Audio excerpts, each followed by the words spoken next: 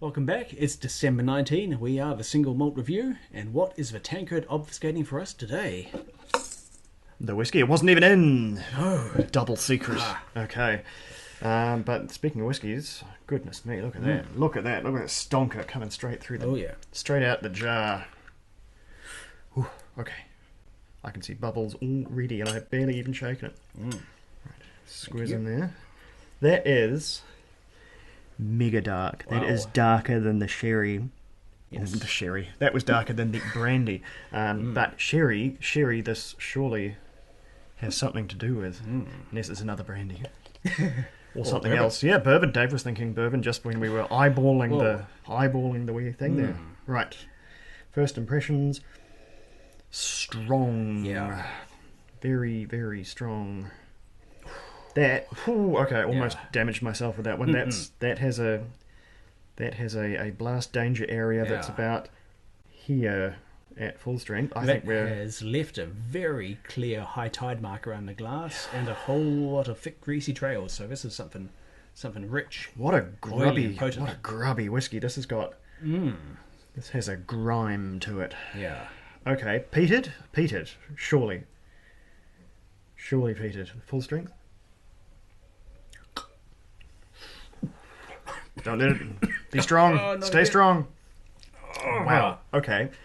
The grime continues. This needs water. I'm going to say. I'm going to. If this isn't cask strength, then it's definitely pretending. No way. This is. Wow. We were talking about high strength versus cask strength, and I don't think it matters in this case. This is very, very high. Weapons grade. And you know what? It's tasting just a little bit familiar, but I'm not going to spoil it just yet. I think I might know exactly what this is. In fact, Dave, can you, with your right hand, reach behind the clothes and find a squat bottle? Sure. Stand up for this, or else it'll cause a disaster. One of the short kings in there, if it's visible, with some rather dark whiskey in it. Oh, and on the shelf? I don't want to say the name or I'll spoil it already. Right? Don't let them see. Ooh. Okay, got it. Okay. I'm either going to be very right or very wrong. But I'm going to say this, Dave. Trust me on this one. Trust me on this one. Okay, so what we're tasting here, before I spoil it, probably, there's absolutely peat on here. There's a really... If I say this is a really rudimentary whiskey, I'm not saying that in a bad way. This is just a very burly, this is a very hairy, sweaty, greasy lumberjack of a whiskey. This whiskey just walked out of the sea carrying fishing nets. It is a very unwashed whiskey. It is very strong. It is very sherried. And the peat is it's quite primal. It's a very, very... Yeah, this is what whiskey, I imagine whiskey was like in the way back in the day. It's just a straightforward, honest, and unsubtle dram. It's heavy on the peat, heavy on the sherry. The sherry is, as strong as the sherry is, just going by the colour, it's very, very difficult to get through that really chunky peat to do specific tasting notes. So, because I know you're hanging out for more tasting notes here, but there is some a little bit of jamminess, some red fruit, a little bit of stewed fruit, the things you would expect from sherry. But the peat is just so gnarly on here. Well, what's our talking point for this one? Oh boy, yeah. Before we go racing ahead, we could skip it. Imagine that. Wouldn't that be a power move? But no, foolishness. Let's see. And yep, that lines up. It is an island with a little man who's carved out "Help Stranded Rescue #Island Life." I think it's an Instagram joke. I'm sure that's very droll. But yes, this is a picture of an island. Let me look. Ooh, as much as I'm 100% sure I know what this is, I'm not getting much out of those clues. Which would it relate to? We may have to work backwards there. Because in fact, I think the other ones are all pretty distinct except for Distilled in a Drought. But I don't... If you can help us, please let us know. I'm starting to feel just a little bit perilous now. But hey, it's all good television, even if this does go as bad as it could. But no, the confidence remains. This is such a whiskey of its type. I'm pretty confident. In fact, here we go. I won't even have to do the key art on the bottle. If I got this, we can do the reveal. I'm going to hold up the. Where's it gone? Here it is. I'm going to hold it up. Right, do the flippy though. Okay, here it comes. We are drinking one of these. Literally this whiskey. Ooh, that's where I normally put it. This is Leg. Yes, it is. Good. Yep, Thank Leg, you. Corrie Cravey edition, sherry cask finish, not even matured, I forgot that. Non-chill filtered, natural colour. 55% ABV, so not cask strength and not all sherry, but just cosplaying. Well, it could be cask strength, but it's a heck of a specific up cask. there anyway. Yeah. So this is distilled in Arran. There are now 2 distilleries in Arran, at least 2 distilleries. There could be a third for all I know, because 24 hours have passed, and that's just how distilling That's a whole goes. separate distillery, not just a replacement for Arran's Macrimore peated. No, Leg's their own guys. Their own thing. That's it. Isle of Arran, Firth of Clyde, Scotland. Yes.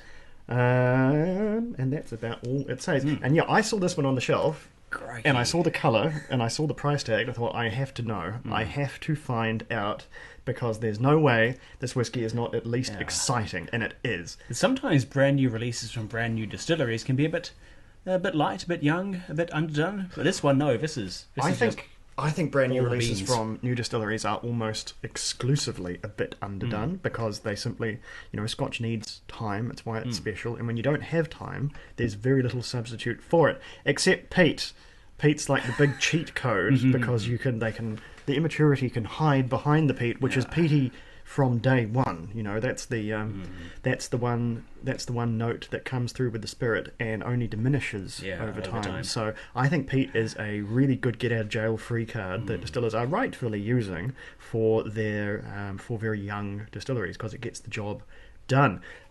Years wise on this one, it's probably not much over 3. I don't know how long Lag has been distilling. This is the only one I've tried from their range. They probably do something a bit more sensible normally, but this particular edition is the one that caught my eye and I picked up. So I'm happy with that one. That one was probably slightly too easy, but that's right. If as the whiskies increase, they're going to hit one in the collection eventually, right? Eventually.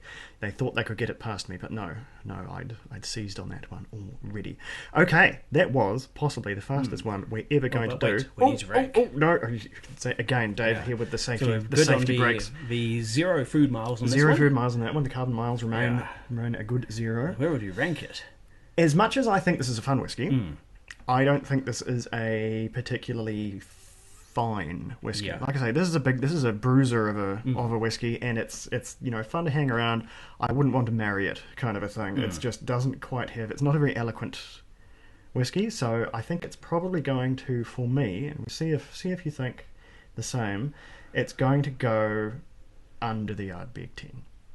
Oh, really? I think the Ardbeg 10, as much as they're similarly peated whiskies, the Ardbeg 10 has a complexity, and it has despite me thinking it's a bit austere as styles go, there's a care and attention to it. This one is this is a whiskey that's just out here throwing punches, and it's endearing, but qualitatively, I think this is reasonably close to the bottom.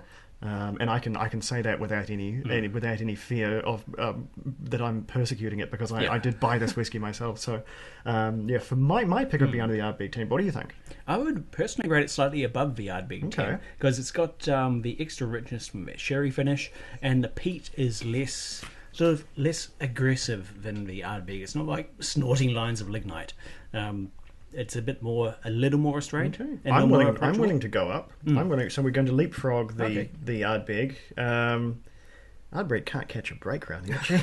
Cannot catch a break. It's not a bad whiskey. Simply Which puts on it this grand between the Ardbeg and the Cragganmore Special, another peated whiskey. Yeah. You know what? Half the jolly whiskies on here are peated. It's a real roller coaster through every single peated whiskey under the sun. It's amazing that they were able to find such a density of them. How long can it possibly go on? That is the question. And again, there's possibly even a degree of bias coming through here, because I personally prefer a peated whiskey when it's a bit colder out, and we're in the height of summer. It's hot. I'm melting. True, it is a bit hard work. Yes.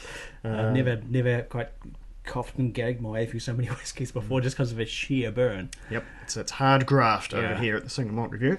But a hard pick, thanks to my shopping habits. That was not. So, yeah, well, I will take that one, a dirtier pick as it may have been, and hope for many more. Although, actually, that was one of the only bottles I've got open, so that probably isn't going to happen again. But you never know. Okay, Slanger.